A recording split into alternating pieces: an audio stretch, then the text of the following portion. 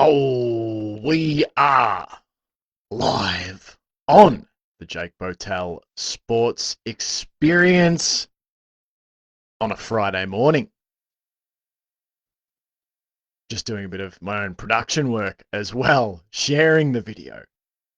It's all the things that you have to do when you are a one-man show here on a Friday. A pleasure to have your company. Hopefully, I've got your company. Hopefully, you are here listening in, watching along. There is a lot to get to today.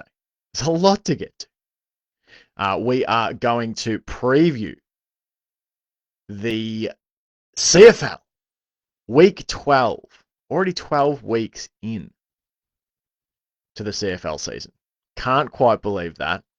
Lots to preview there, including the game of the week between the Saskatchewan Roughriders and the Calgary Stampeders.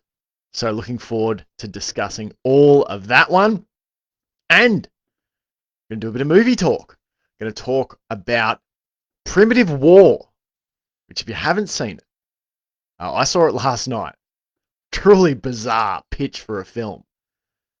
Think Full Metal Jacket meets Jurassic Park.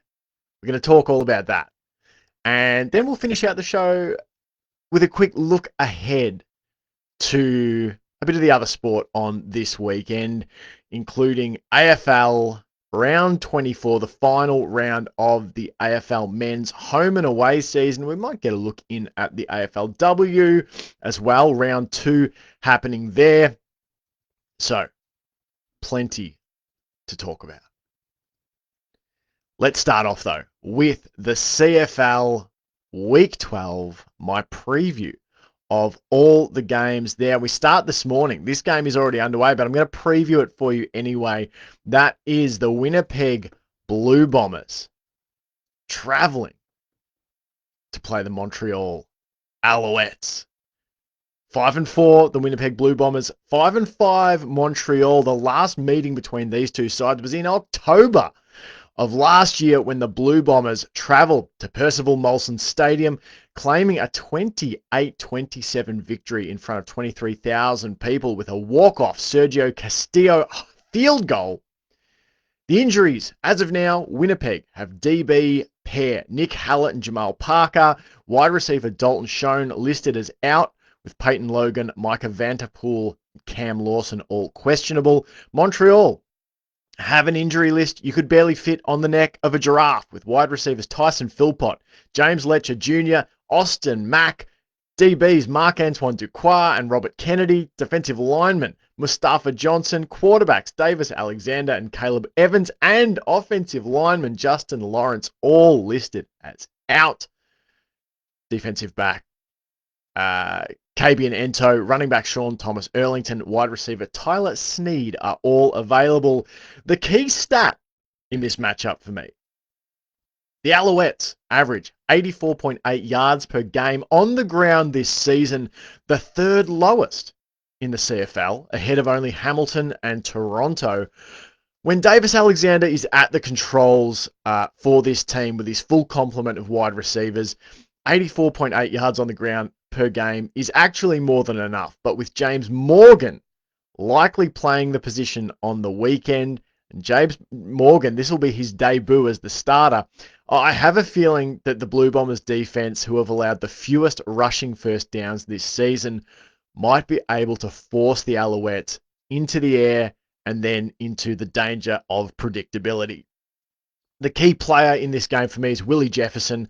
The long-limbed defensive end for the Winnipeg Blue Bombers has made life miserable for opposing quarterbacks with his incredible pass deflections this season, and he will have his sights set on making life a nightmare for James Morgan in his debut as a starter. My pick for this game, I just don't think the Alouettes can overcome their injuries on offense, at quarterback, and at the wide receiver positions to defeat this Winnipeg Blue Bombers defense. I've got this one going 28-17 to the Bombers. Let's spin it Tomorrow, for me, Saturday, the 23rd of August at 9:30 a.m., the 3-6 Edmonton Elks travelling to Ottawa to take on the 3-7 Ottawa Red Blacks. The last meeting between these two sides came back in June of this season, where Justin Rankin led the Elks to a 39-33 home win over Ottawa, gaining 174 yards on 16 touches and scoring 2 touchdowns for good measure. The injuries, as of recording, the Elks have a relatively light injury list, with only wide receiver Kyrus Jackson listed as out for the game. The same cannot be said for Ottawa, who are absolutely pillaged with injury. They list quarterback Drew Brown, running back / kick return man Devontae Dedman, wide receiver Braylon Addison, offensive lineman Eric Stakala, defensive lineman Chase McGowan, linebackers Lucas Cormier and Les Maruo, Davion Taylor, Charlie Ringland, defensive backs Justin Howell, Adrian Fry and Robert Priest are all as out. Offensive lineman Samuel Carson is questionable, while wide receiver Keelan White and defensive back Elijah McGee are both listed as available. The key stat, 77%. That's the completion percentage for Cody Fajardo across the last 4 games as the starting quarterback for the Edmonton Elks. And in that time, he's led the Elks to a 2-2 record, keeping in mind they were 1-4 before he took over.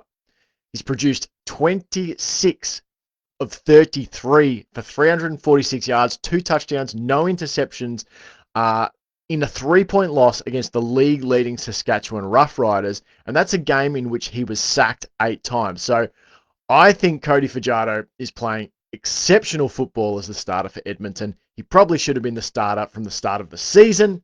He's in now, but it might be too late for them to make a push for the playoffs. But it's a key stat in this game for me is his completion percentage and how well he is currently playing the position.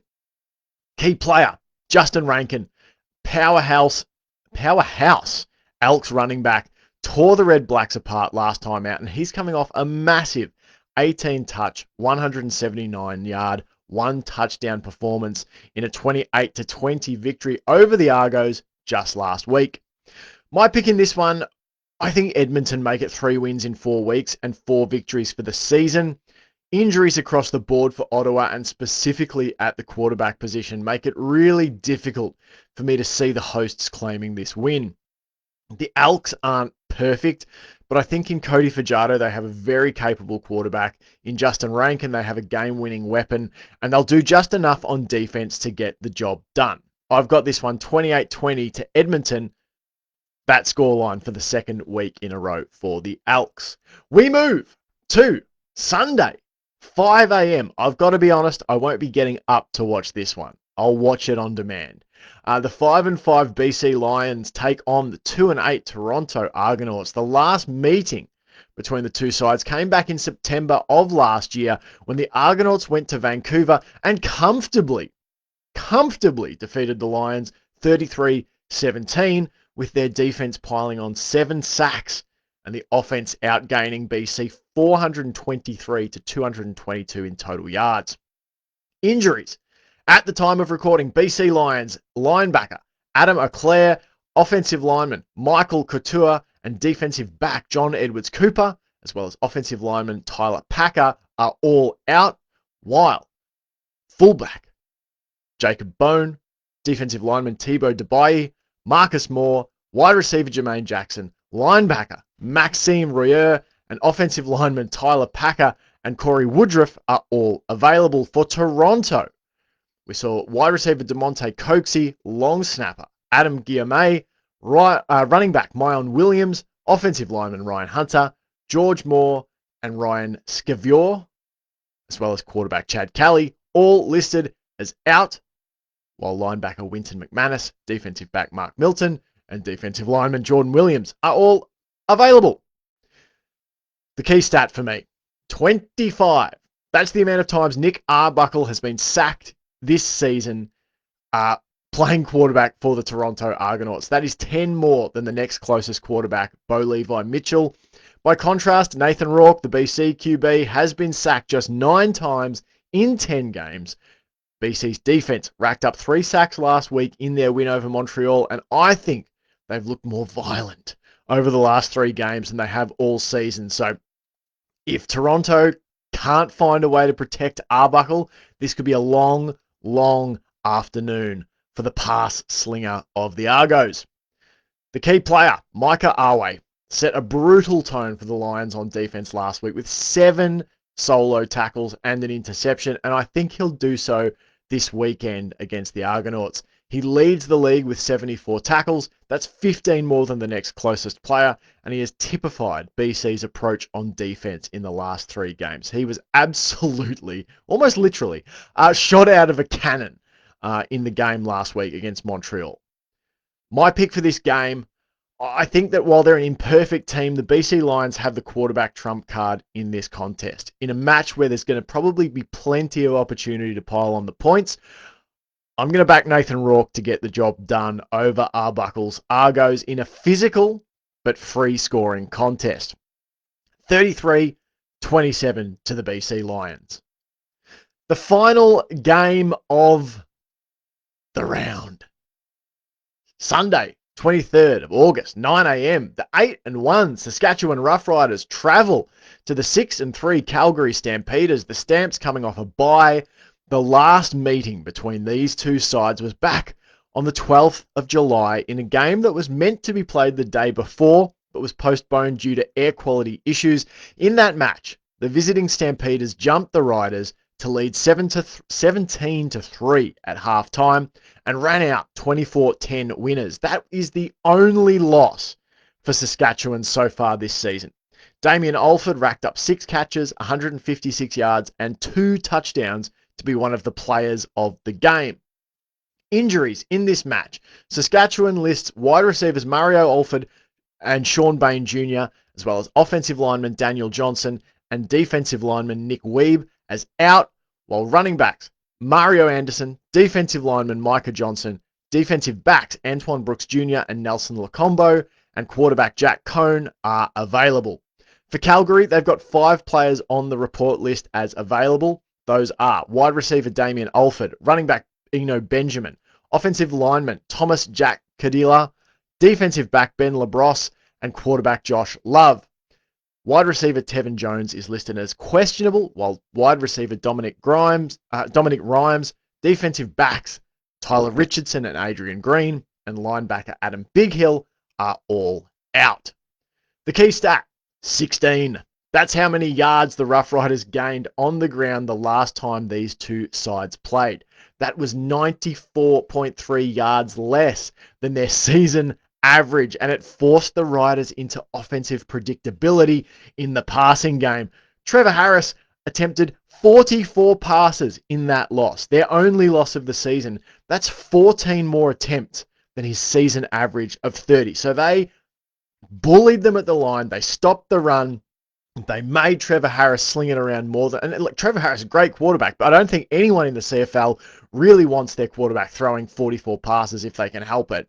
So that's the key stat for me there. The Calgary Stampeders really stopped the Rough Riders run game last time out, and it had a big impact on the game. So we pivot into the key player for this game, and that's AJ Ouellette. The running back for the Saskatchewan Rough Riders. He is my key player in this game. Only 6 carries last time out against the Stampeders. That was less than half of his average carries this season, while his 9 yards gained was 63 fewer than his season average of 72. He went at just 1.5 yards per carry. That's down 3.7 yards per carry on his season average of 5.2. On an individual level, I think Ouellette will surely be motivated to produce on a bigger level this weekend, but in the broader picture, Saskatchewan's run game as a whole, including that offensive line, are surely going to have a point to prove after the Stamps handed them their lunch money, really, in the previous matchup. Took their lunch money, handed them their lunch money, handed them their lunch, took their lunch, whatever the appropriate saying for bullied might be. So let's get to my pick. Now, this is the match of the week. And as such, I found it really hard to pick a side here. I mean, of course, they're two of the best sides in football. it's always going to be hard to pick between them. So I think the Riders are going to be extremely fired up to get revenge on the Stamps for inflicting their lone defeat this season. But I also think that Calgary off a bye might just sneakily be Saskatchewan's kryptonite opponent in 2025. And it's not just Calgary's high-powered offense led by Vernon Adams Jr., it's their impressive defensive production that helps shape them as a potential contender for the Grey Cup. I'm wary that their defensive back, Tyler Richardson, who had a team-high 14 tackles the last time these two teams played, has not been back on the field since that match and is out for this game. I think that Saskatchewan are going to run the ball better this time around. I mean, it would be hard to run it worse, but I just have this weird feeling that Calgary are going to win this by a whisker. They're going to win 28-27 in the game of the week. They'll be the only side who have defeated Saskatchewan this season. And it's just going to leave this beautiful little question mark against the Rough Riders. They're sweeping all before them except Calgary, who are in their division. I think I almost want that to be the case because it sets up a really juicy end to the season whenever these two sides play again and come playoffs. So yeah, I've got the Stamps 28-27. They're going to inflict the second defeat of Saskatchewan's campaign, having inflicted the first defeat. On bye this week are the Hamilton Tiger Cats. They are 6-4. They are having a break. And remember, you can watch the games live and then on demand for 48 hours on CFL Plus. Simply go on over, register with your email, start tuning in for the second half of a CFL season that has been extremely entertaining over the first 11 weeks. All right, let's do a bit of movie talk here on this show. I know we mostly make it about sports, but I went and watched a movie last night. I went and saw Primitive War. And as I said before, think Jurassic Park meets Full Metal Jacket. The pitch is, during the Vietnam War, a recon unit ventures to an isolated jungle valley to uncover the fate of a missing platoon. They soon find themselves in a fight for their lives against an unexpected enemy, prehistoric dinosaurs. Now, this sort of feels like it should be something that you might see, on the DVD shelf, the straight-to-DVD shelf, next to, like, Sharknado or something like that, Piranha 3D. It was interesting. That's what I will say.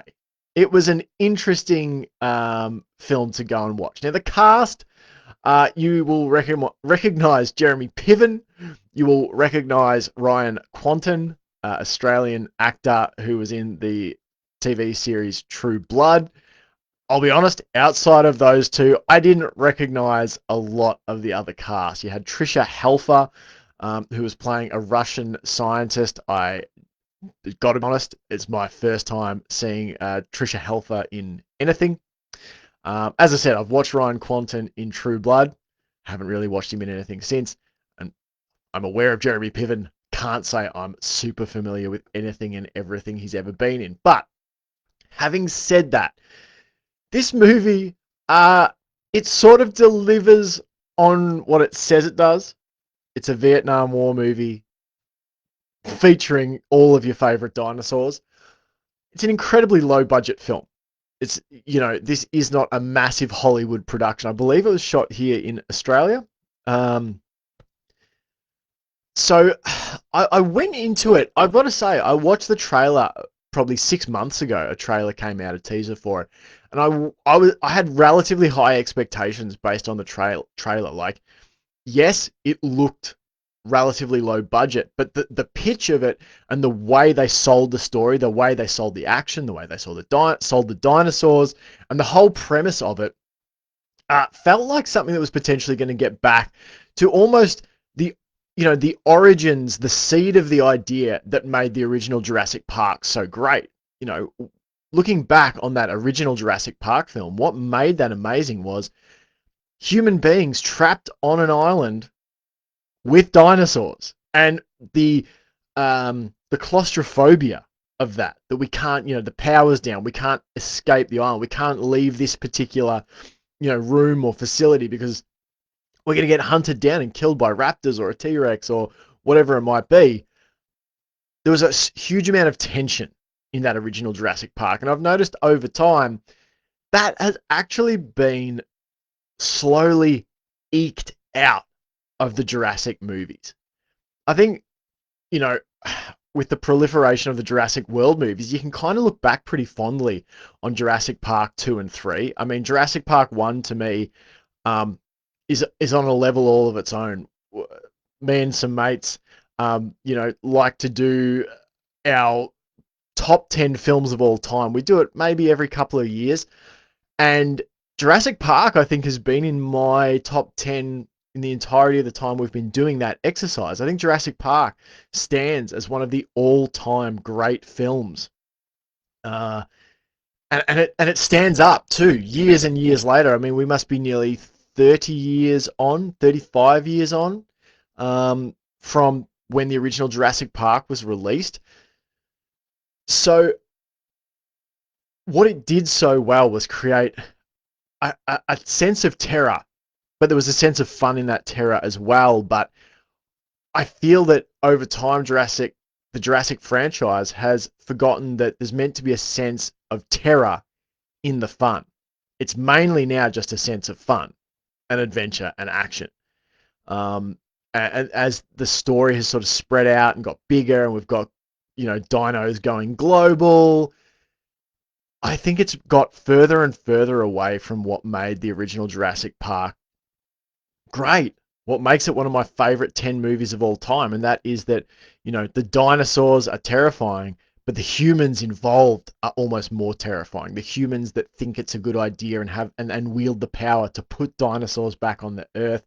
There's always been these a great moral tale, an ethical quandary about the goings on in Jurassic Park, because we can relate to it so much. We look around the world and see all these rich people with more money than sense who might have this idea, and if not this idea, an idea like it, and put it into action.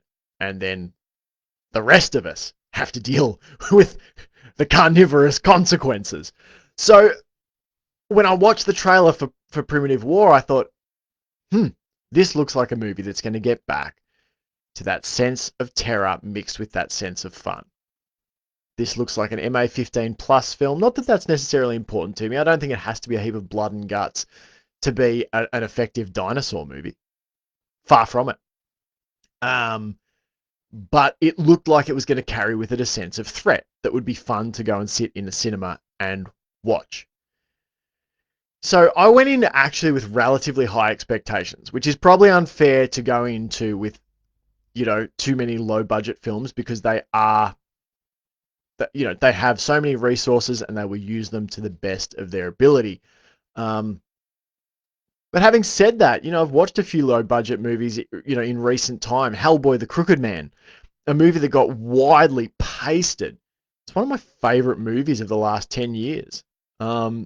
Absolutely brilliantly done. It was concise. It knew what it was. It had a great style. The acting was really good. It never strayed beyond, graphically, it never tried to walk beyond the constraints of its budget. Which is the intelligent thing to do. Know what you can do within your budget and do it really well. And for me, that's probably at times where Primitive War fell down. It felt to me like two movies contained in one, and that's not like a 2-for-1 special where you feel like you've doubled your money. It's more like I got half of one thing and half of another. And obviously I understand that this movie is based on a book series, so I haven't read the books. Obviously the filmmakers are beholden to what is in the book, but the execution for me, I'd sort of got used to halfway through the film what this movie was going to be. It was going to be sort of low budget, terror in the jungle. We're being stalked by, raptors and that sort of thing, and we're going to have to find a way out. It's sort of like, the original Arnold Schwarzenegger Predator film. But instead of Predator, insert, a T-Rex and a pack of raptors. But then halfway through, the film pivots. Just as I was really sort of getting into it, it pivots to this other thing. It pivots to, in the film, if you look at it on IMDb, it's listed as horror/sci-fi. And it does pivot into this, it sort of tries to tell this bigger scale story in the second half and build to a big action set piece at the end. And they'd clearly saved a lot of money. There's some really stunning visual shots towards the end in that big set piece, but it just felt at odds with the first half of the film. And I almost would have been happy if it just had picked away and done that. I could have made peace with and been happy with either half of the film if that had been the whole. If we were going to go big, crazy dinosaur sci-fi stuff, global threat type stuff that felt more like it was on the DVD shelf next to Sharknado or Piranha 3D. I would have been happy with that if that's what it was from the start, and I would have been happy if they just totally pushed the boundaries on it and gone, you know what, this is going to be the most insane movie you've ever watched. But the fact that we got this first half that was sort of Predator in the jungle, with these more scenes of sort of, claustrophobia and sort of intense run and chase, I was sort of left a little bit disappointed, I have to say. Like, I'm not actually difficult to please, I don't think, in a cinema. I'll go back, the latest F1 movie. I mean, that's at the other end of things, budget-wise. But, F1's a big, dumb action movie with a lot of heart. And I've seen it, I think, 3 times. I've seen it at least twice, but I may have seen it 3 times. I'm trying to think. And I'd watch that again. I'd go back again. I can't say the same of Primitive War. I can't... It had the potential in my mind to be a movie that was like, oh, if someone puts that on, if we got it on a Blu-ray or a DVD or, whatever, and someone's like, hey, do you want to chuck Primitive War on down the track? I'd be like, hell yeah. Not really how I came out feeling, unfortunately. Unfortunately, I came away, it was a very mixed experience. There was some real highs and some real lows. As far as the CG and graphics, I was actually really impressed with the look of the dinosaurs. They go with some feathered dinos, which is really cool, and it's sort of a combination of sort of feathered lizardy, think the raptors from Jurassic Park, but apply some feathers to the arms, to, sort of a feeling of sort of winged arms. So I think paleontologically, if that's a word, it's closer to something that might be accurate, and I really liked it. There's one scene in particular, probably the creepiest scene in the film, with a raptor, and they gave that one raptor so much personality, so much creep factor, and that was the point where the film was sort of peaking for me, and it was like from the moment that scene happened, it then flew off in another direction. And so that's what left me feeling a little disappointed. But yeah, the overall look of the dinosaurs was excellent. T-Rex, fantastic. The raptors, fantastic. I really liked that. The way they did they Quetzalcoatl. I was going to say pterodactyl, but they're not. It's like Quetzalcoatl something. I don't know. I don't do dinosaur names. Were really great. The look of them was fantastic. That didn't speak low budge to me. Where I think the low budget part of it sort of showed up was that there was what I would describe as a you can look but you can't touch feel to some of those action sequences. Not all of them, but some of them. And I would say probably 2/3 of the interactions with the dinosaurs, which is a fair bit, to me felt a little bit like, yeah, as I said, you can look but you can't touch, in that sort of theme park thing of like, here's our characters and there's the dinosaurs behind them, there's the dinosaurs next to them, but not a lot of interactivity. I think it worked best. The opening scene has a great sort of precursor to the rest of the film where a small unit of guys gets stalked and killed by raptors, but it's in the dark, it's in the rain, the dinosaurs are kind of hidden. We see them in silhouette, and we see them sort of in shadow, and we see them partially obscured. by the jungle. That's when the movie is at its best for me. That was when it was at its best. And because that harkens back to what made the original Jurassic Park so great. So yes, would I say go and see it? Yes, but keep your expectations extremely low, is what I would say. And be aware that it's an up and down film. It's patchy. I'd go, I'm glad I went and saw it once. I think it will never look better than it did on the cinema screen. And there's some stuff to really like. There's some stuff to be really impressed by. I'll be interested to see where the production team, the director, etc., spin off after this. Because there's some really nice stuff. There's some really nice action set pieces in terms of a war film standpoint. So it'll be interesting to see what this launches people into from here. That'll be really fascinating to see. As a film, I don't know. Probably, it's going to sound really harsh, but it probably was a bit below average for me. It's probably about a 2 out of 5, a 2.5 out of 5 if I'm really leaning into the stuff I liked. And I do skew towards being an optimist. So maybe it is more of a 2.5 because I did appreciate the way, the raptors are my favorite dinosaurs. And when they represented them well, they did it really, really well. Better than the Jurassic World movies have. Like, the on-screen raptors from the first half of this film, Primitive War, are probably my favorite on-screen raptors since the original Jurassic Park films. So yeah, that's Primitive War. Probably a 2.5 out of 5 for me. And it's not a film I'll be racing back to watch. But I'm glad I watched it. It was fun.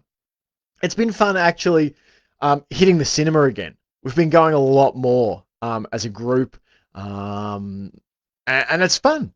It's fun. I don't think we shouldn't forget how fun the cinema experience is. We shouldn't forget how fun it is to go out to the big screen. And I was impressed by the price. It wasn't overly exorbitant, so I enjoyed that part. It was cost effective. It was a good night out. Highly enjoyed. And you should go and see a movie this weekend, wherever you are. Go catch a flick. Yes, we've got Netflix and Disney Plus and all these things on our TVs, but I don't know. Nothing compares to me still to going and seeing a film on the big screen. Because you can't be on your phone, or you shouldn't be on your phone. You got to be there focused on the story. So yes, that was Primitive War. All right, to end this show, which I'm doing live on the JBSE Facebook. You might be listening to this on demand once I've uploaded it to Spotify, Apple Podcasts, etc. We are entering the final week of the AFL Men's season.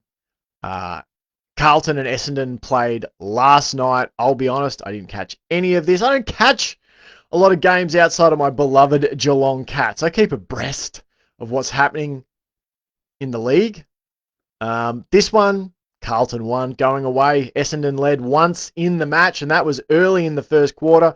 After that, it was really all Carlton. They ended up winning 13-12, 90-8, 8-56 over the Bombers to end their season on a high note. The Blues, some standout performances for the Blues from George Hewitt, 36 touches, 10 clearances, and kicked a goal. 3 goals for Francis Evans, a former Cat.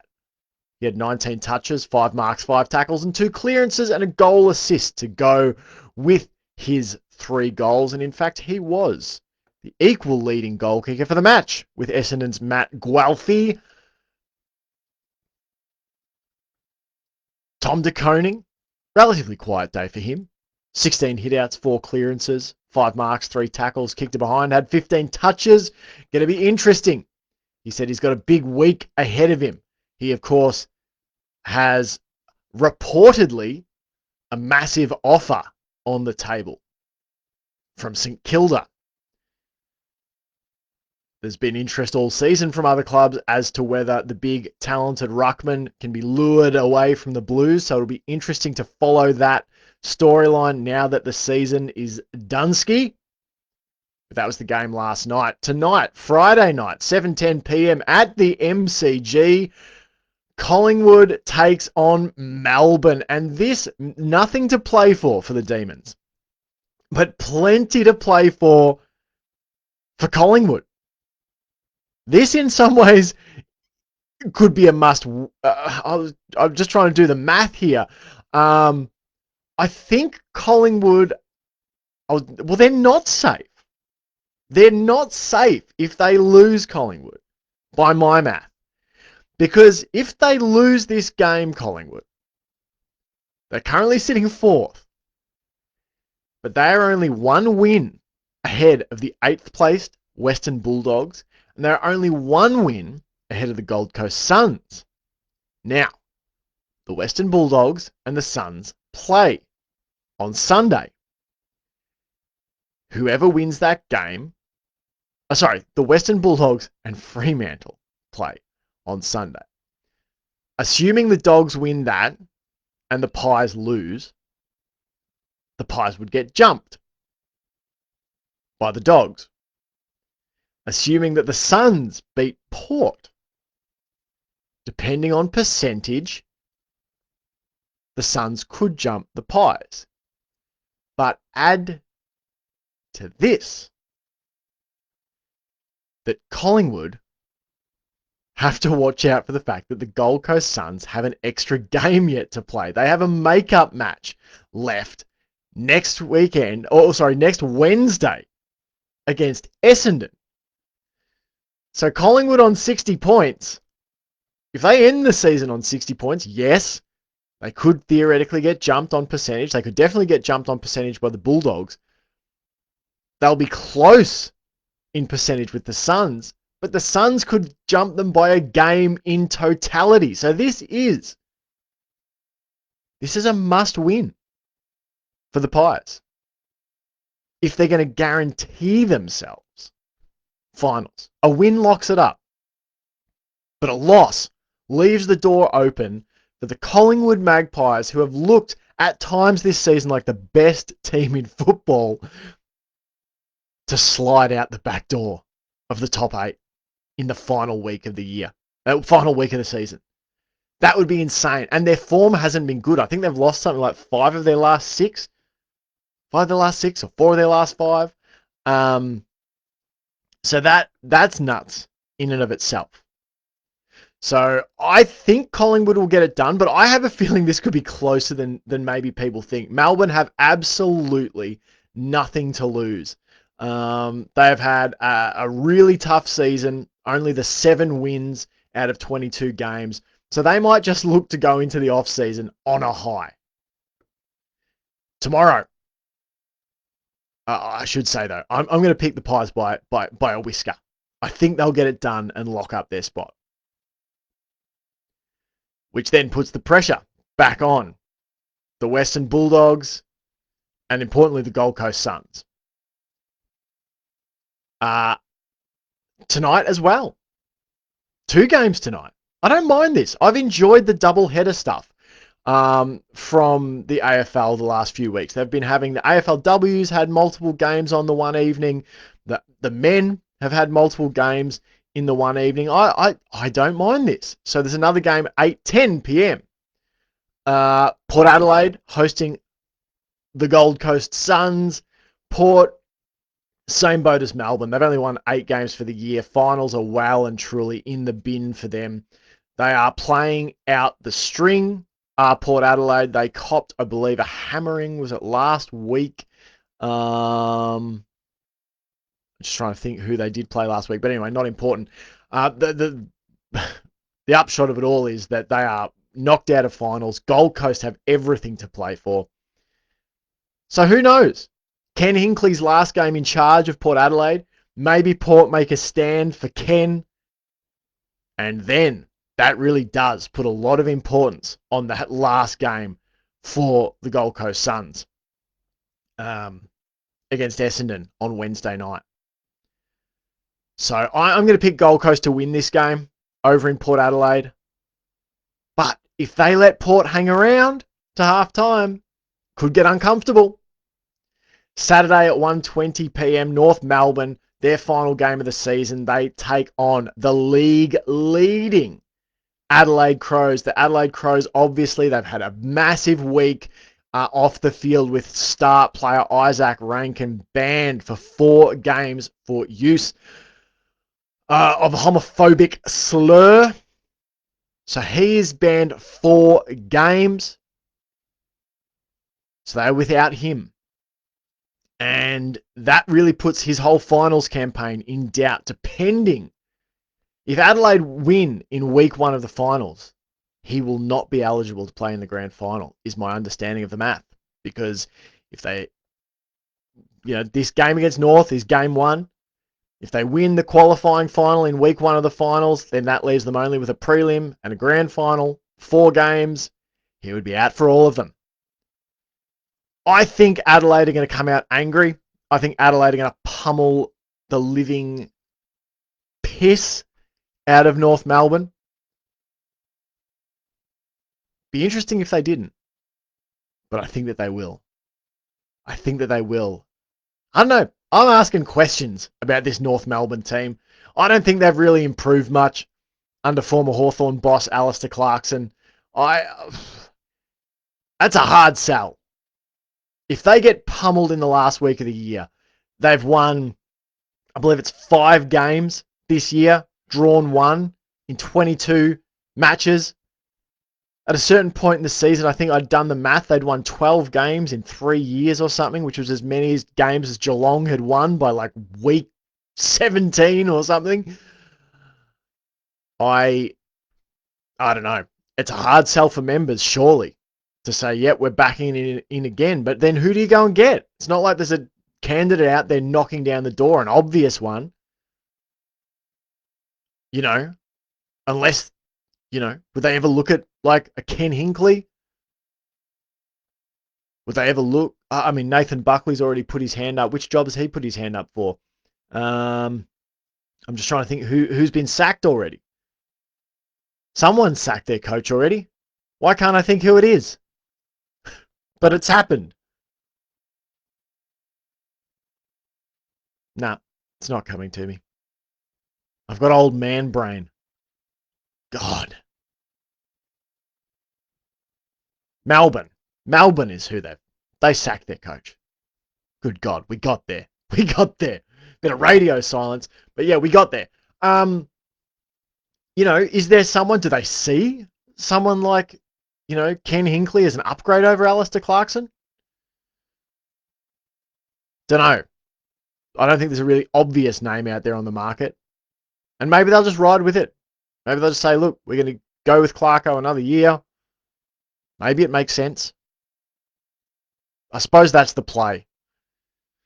You say, we'll go one more year and see where we're at halfway through next season. But yeah, what a brutal what a brutal club to follow at the moment, North. Adelaide, very much on the up, despite the off-field stuff that is probably, I was going to say, taking the wind out of their sails, but sometimes clubs respond in the opposite way. Something like this happens and they come out and steamroll someone. I kind of feel like that's what's going to happen on Saturday. My team, the Geelong Cats, play their last game of the home and away season, 4:15 p.m. on Saturday at the MCG. I will be there in attendance as we take on the Tigers. The Tigers have struggled this year, just the 5 wins from 22 games. This should be an easy match for the Cats, but it is the AFL. It's professional football. You never know. Geelong should win by 10 goals minimum. My main focus is just winning by 1 point. If we win by 1 point, if we win by 4 points, if we win by 4, I don't care. Just lock up the 4 points, lock up second place on the ladder, and get to a home qualifying final. That's what I want. Don't open the door with a loss and then potentially have to travel to freaking Adelaide. Geelong will do the business, I think. Jed Bewes back in to the team, replacing the banned Shannon Neal. Ridiculous ban. Shannon Neal. Barely made contact with the opponent last week, and they give him a week. I think you see roughly 25 moments of physical contact more serious than that in any game of football. I'm not just saying that as a Cats fan. If that was another player, a player for another team, I would be saying, what are we doing? I don't think you can start banning people for almost hitting them. Anyway, so Jed Busey in. Be good to see Busey back for the Cats. I think the Cats will win. I think they'll get it done. West Coast v Sydney. I think Sydney will go over to the West and pummel the West Coast Eagles. The Eagles, one win all season. And I think they'll only have one win all season. I think Sydney will go over there and get their 12th win of the year. They looked pretty good in the first half against the Cats last week. Sunday, the GWS Giants take on St Kilda. St Kilda have found a bit of wriggle in the latter part of the season, particularly off the back of their start. And Isaiah Wanganeen-Millera, who I believe has said he's going to stay at the Saints after looking like he might get lured away. So that's good news for Saints fans. GWS need this game. They are one of those sides who could still get bumped out of finals. If they lose, it opens the door massively. If they lose, they could get jumped by the Western Bulldogs. They could get jumped by Gold Coast. So they could end up on the outer GWS. So they need to win. They've got this game at home, 12:20 p.m. on Sunday. I think GWS will get it done. But I would love if Ross Lyon could do me this one favor. Ross the boss, come on, get it done. Coach the Saints up to get the win and knock them dirty Giants out of the finals. 3:15 p.m. potentially match of the round. Actually, Sunday is great. Sunday 3:15 p.m. We've got the Western Bulldogs v Fremantle Dockers. That is, for the Bulldogs, it's a final. It's a win, and you are pretty much guaranteed of being in. I believe they are, in fact, because they would jump Fremantle. They've got a much higher percentage. So yes, win and the Dogs are in. Lose, and you're almost guaranteed to be out because the Suns have 2 games in hand.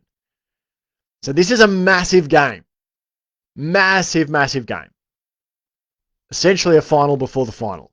The Western Bulldogs hosting the Fremantle Dockers Sunday 3:15 p.m. at Marvel.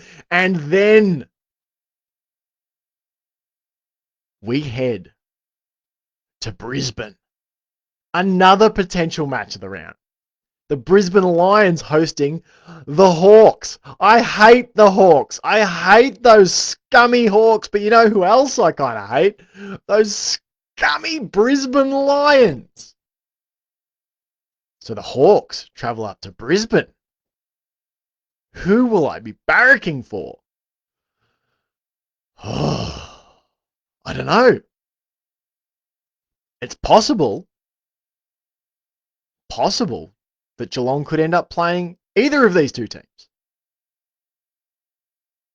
in the first week of finals. I'm just trying to do the math in my head. The winner of this game is likely Geelong's opponent from the math I'm mathing. So I don't know who I want.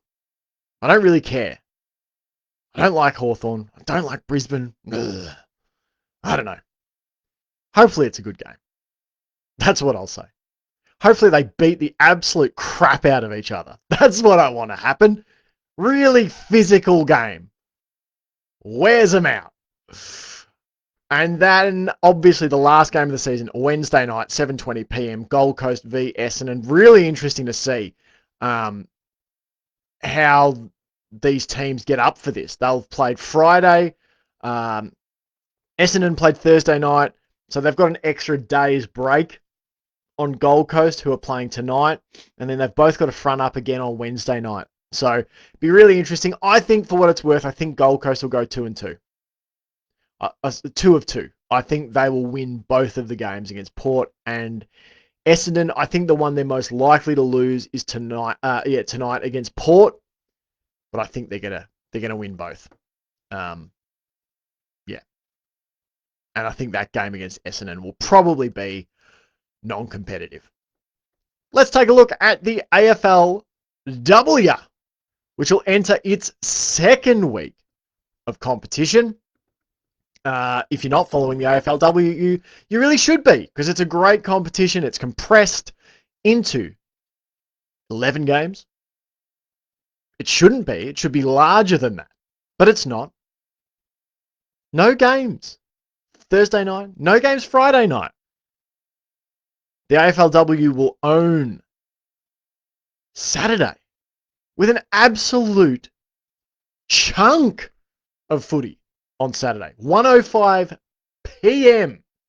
The 14th place Magpies take on the 17th placed Giants. Both teams looking to get on the board. I watched the Magpies play last week against Carlton.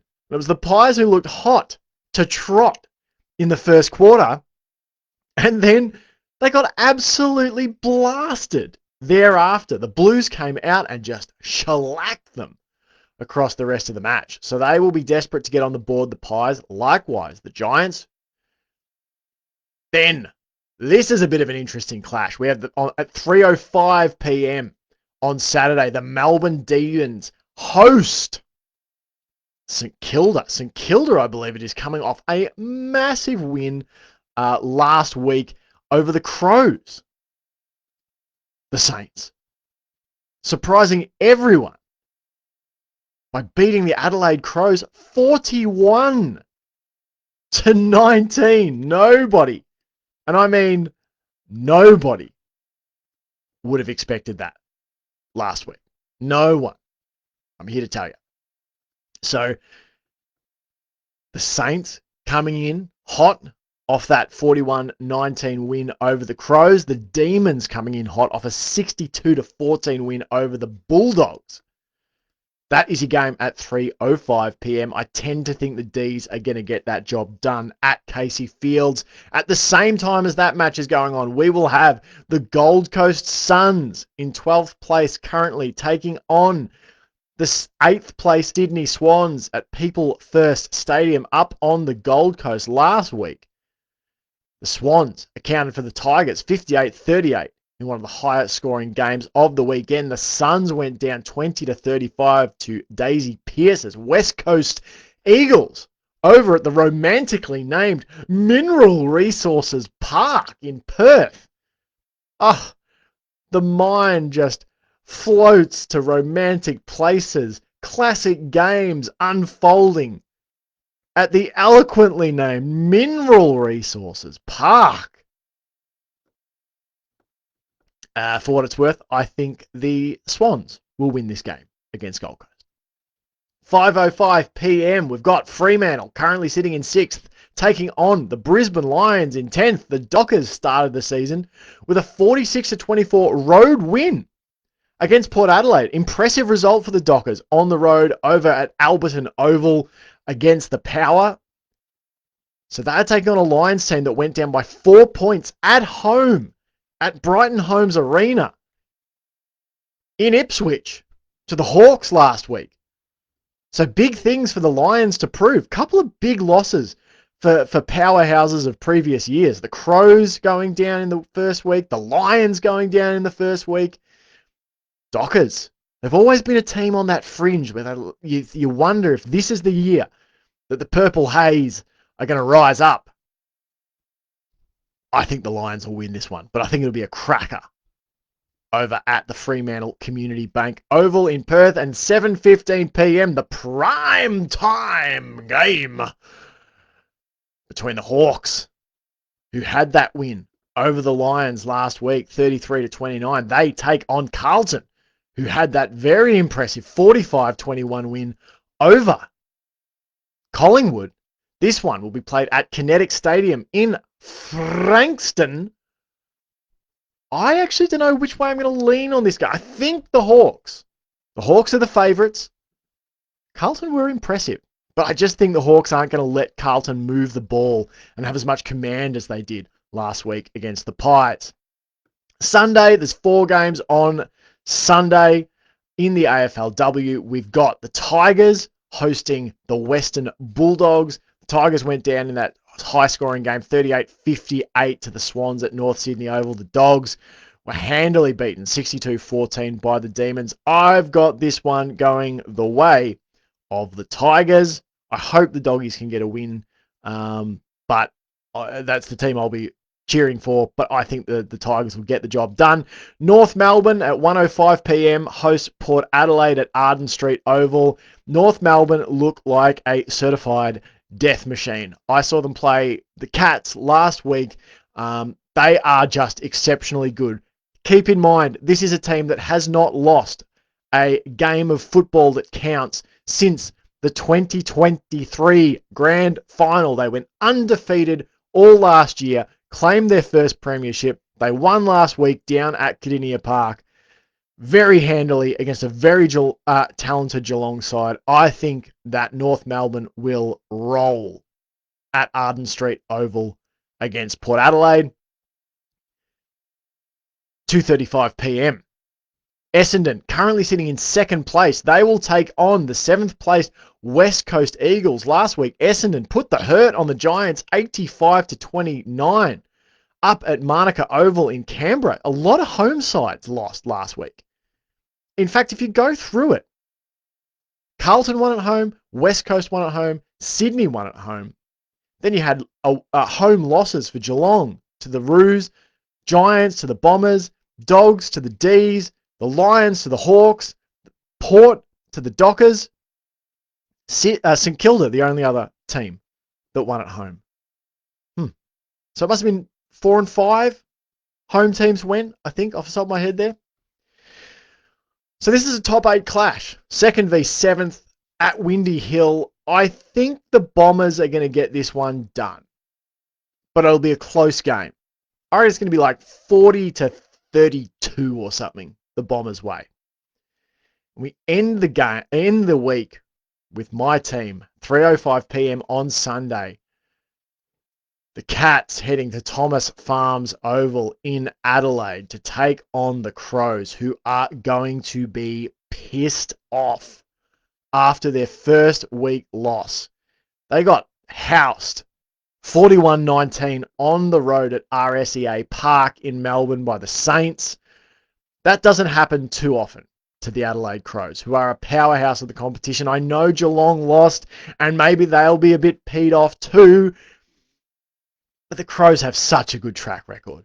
This is going to be a really tough test for the Cats. The Cats want to avoid going 0-2 to start the season, and so do the Crows. In a shortened season, going 0-2 puts so much pressure on you. If I pick with my heart, I'll say the Cats. If I pick with my head, it's probably going to be the Crows. Geelong have never beaten Adelaide in the AFLW. We've got close, but we've never done it. Talk about a tough break to start the season. Playing against 2 teams in North Melbourne and the Adelaide Crows that Geelong have never beaten in the history of the competition. Oh, I hope the Cats can do it. I really do. But I'm not convinced. I'm not convinced! Oh. Anyway, that's all from me. There's a lot of good sport on this weekend. The MotoGP, which I've been watching this season, never been a big motorsports fan, and all of a sudden, I am. I like the MotoGP. On Sunday, 10 p.m. my time, it'll be the Hungarian Grand Prix. It's hard to see anyone beating Marc Marquez to that finish line. I know that Aldeguer gave a really impressive effort last week in the race in Austria. But I don't know, it's so hard to look past Marc Marquez. He's so good at six rounds in a row now that he has won both the sprint race and then the proper full length Grand Prix race. 6 in a row.